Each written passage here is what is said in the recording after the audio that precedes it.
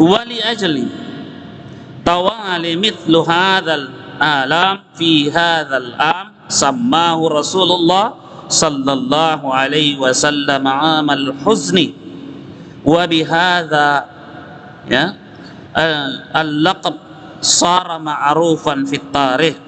Itulah sebabnya katanya bahwa karena bertubi-tubinya penderitaan yang dialami oleh beliau, penderitaan demi penderitaan pada tahun ini, maka Rasulullah menyebutnya sebagai tahun duka cita. Dan ini katanya istilah yang sudah dikenal dalam sejarah sebagai tahun duka cita, disebut Amul Huzni. Nah, kita masuk lagi pada berikutnya. Sebelum itu kita bisa mengambil sebuah renungan untuk menginspirasi kesadaran kita bahwa ternyata liku-liku ini baru cerita sebuah penderitaan yang dialami Rasulullah. Ternyata kalau kita mau lihat ya yang kita ceritakan ini, tapi kenapa kita mau istirahat?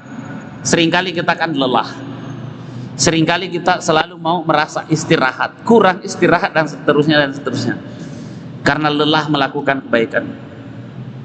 Nabi, seorang nabi seandainya mau diistimewakan, nabilah yang paling berhak untuk lebih banyak istirahat karena dia ini. Tapi justru beliau berdakwah menghadapi penderitaan di siang hari, tidur kadang-kadang tidak tenang di malam hari, tapi kemudian beliau tetap mendoakan, bermunajat kepada Allah agar orang-orang seperti itu kelak kemudian akan menjadi pembela Rasulullah. Nah, itulah sebabnya Rasulullah tidak pernah berpikir untuk menghabisi, karena dia bilang kalau dihabisi ini kan nanti tidak ada lagi keturunannya kalau dihabisi. Nah, kita berharap ya kalau dia belum dapat petunjuk, kakek-kakeknya yang hidup hari ini belum dapat petunjuk, orang-orang tuanya yang belum dapat petunjuk hari ini, mudah-mudahan anak-anak yang dia sedang pelihara, yang dia lahirkan dan akan dia lahirkan kelak itu yang menerima Islam. Nah, itu cara berpikir Nabi. Kalau kita habisi saja kan, kita habisi saja. Nah, karena Rasulullah SAW itu bertindak terkendali atas petunjuk Allah Subhanahu wa Ta'ala.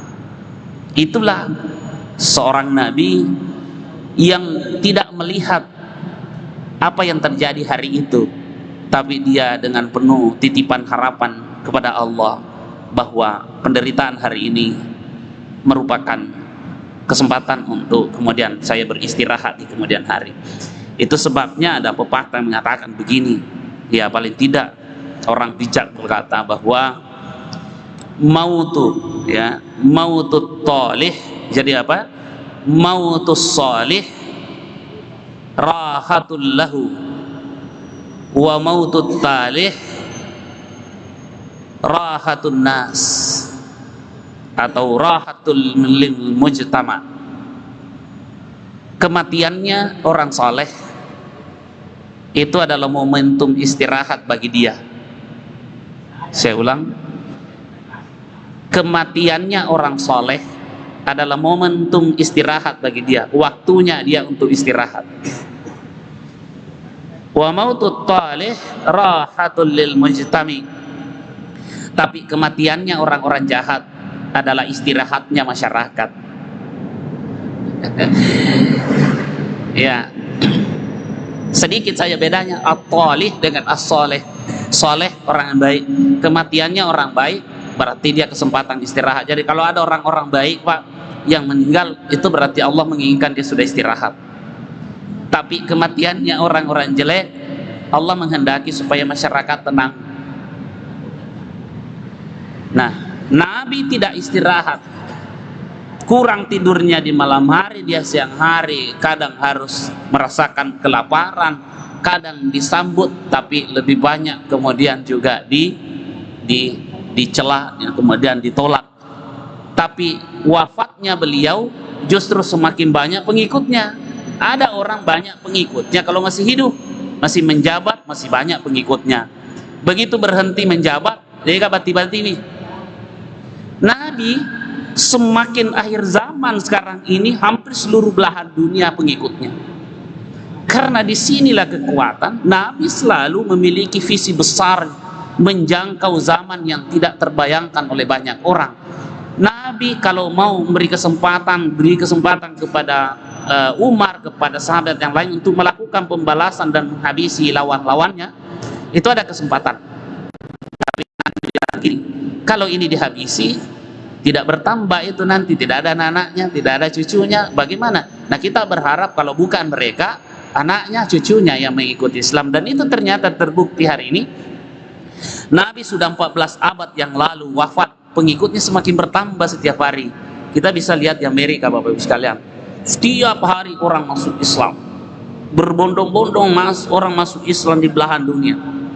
Karena semakin dituduh Islam semakin dituduh Islam jelek seperti ini, semakin menampakkan bahwa Islam tidak seperti yang dituduhkan orang. Ya, tidak seperti yang dituduhkan orang. Tadi saya ada sebuah international konferensi internasional tadi saya, dan kebetulan saya menjadi pembicara dalam konferensi internasional itu tadi,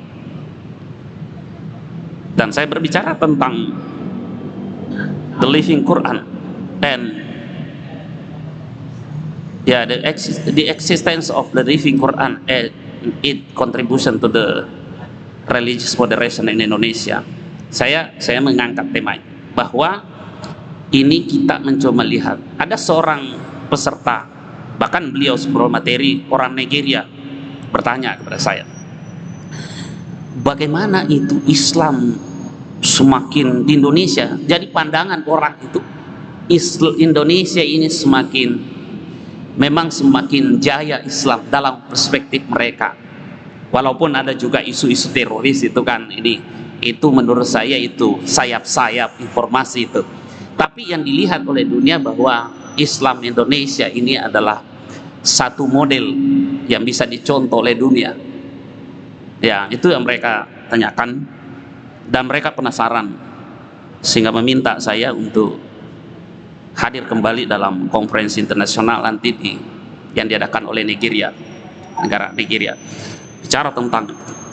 Saya ingin mengatakan bahwa kalau mengikuti pola Rasulullah SAW, apapun yang dituduhkan silakan saja, orang tidak perlu terlalu baper kita kalau dituduh seperti itu. Nabi saja itu kan hoax beredar di sekitar beliau dan tetap berdakwah sebagaimana mestinya, dituduh kiri kanan. Semakin kita bisa tunjukkan bahwa Islam tidak seperti yang mereka tuduhkan itu.